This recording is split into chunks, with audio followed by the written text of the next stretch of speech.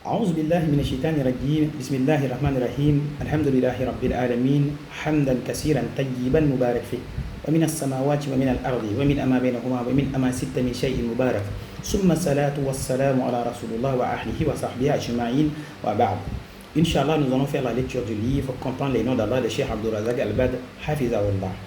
Inch'Allah, aujourd'hui nous allons connaître avec les noms d'Allah Al-Kabir, Al-Azim, Al-Kabir, Al-Azim, le grand, le majestueux, celui qui a la grandeur comme qualité et la majesté comme attribut. Allah évoque dans un hadith divin: la grandeur est ma tunique et la majesté mon pagne. Quiconque me dispute l'une des deux, je le jetterai en enfer. Waliyazubillah.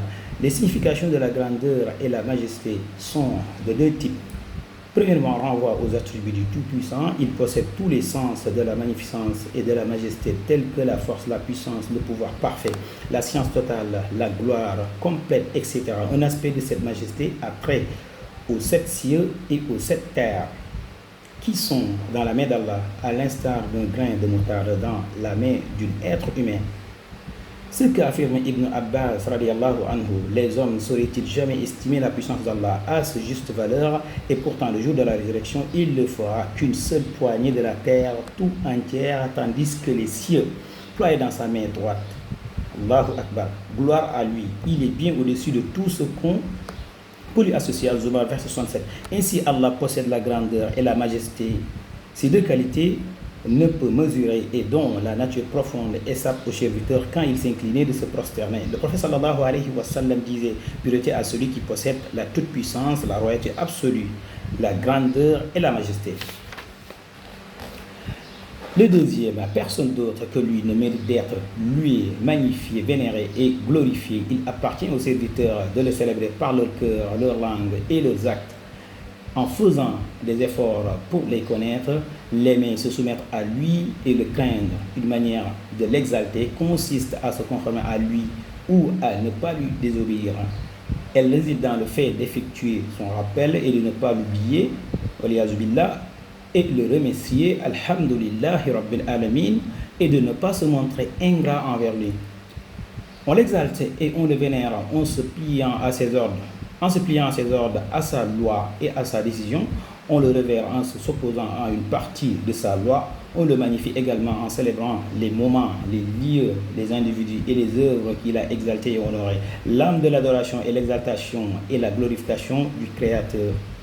C'est précisément pour cette raison que la glorification est prescrite dans la prière. Dès qu'on entame, à chaque fois, on y effectue un mouvement. Ceci permet aux fidèles de se rappeler l'essence de l'exaltation dans cet acte d'adoration qui constitue le plus éminent des rites cultuels. Qui plus est la glorification accompagne les musulmans dans nombreuses et diverses actions d'adorer et obéissance. Ainsi, le fidèle glorifie Allah quand il achève le cycle du jeûne, conformément à la parole d'Allah. Achevez-le donc la période du jeûne et loue Allah pour vous avoir guidé afin de lui prouver votre reconnaissance. Alhamdulillahi Rabbil Alamin. Al-Baqarah, verset 185. De même, le pèlerin magnifie Allah durant le Hajj. Ni la chair ni le sang des animaux n'ont d'importance pour Allah, seul compte pour lui votre piété. Aussi a-t-il mis ces animaux à votre service afin que vous le glorifiez pour vous avoir dirigé sur le droit chemin. Alhamdulillahi Rabbil Alamin. Et annonce la bonne nouvelle à ceux qui font le bien, qu'Allah ne compte parmi ses anges. Surat Al-Hajj, verset 37. Tout ceci met en lumière le statut de la glorification, sa magnifique valeur et sa grande importance dans la religion. Il signifie qu'Allah est au regard du serviteur plus grand que toute autre chose. À ce propos, le prophète sallallahu alayhi wa sallam demanda à Adi ibn Atim: qu'est-ce qui t'empêche d'affirmer qu'il n'y a aucun Dieu si ce n'est Allah? Connais-tu d'autres dieux que lui? Non, répondit Adi. Le messager d'Allah sallallahu alayhi wa sallam parla d'un certain temps avant d'ajouter: et pourtant tu fais la déclaration qu'Allah est grand. Connais-tu de plus grand qu'Allah? Non, fit Adi. Rapporté par Ahmad Tirmizi et Ibn Ibban. Il s'avère par conséquent que l'expression Allahu Akbar veut dire Allah est plus grand que tout. Il n'y a rien de plus sublime que lui. C'est pourquoi on considère, c'est les Arabes, que Allahu Akbar est l'expression le plus éloquent de l'exaltation. et de la vénération. Autrement dit, Allah est plus grand, décrit le comment étant plus grand que tout et soit convaincu qu'il est plus grand que tout.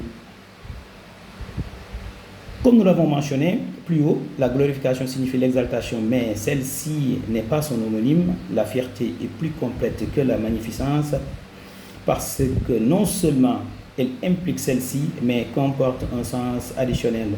C'est ce que incite le cheikh de l'islam, Cheikh al-Islam Ibn Taymiyyah, rahimahullah, a estimé quand le croyant s'écrie Allahu Akbar, il affirme la magnificence d'Allah, parce que la fierté englobe la magnificence et s'avère plus étendue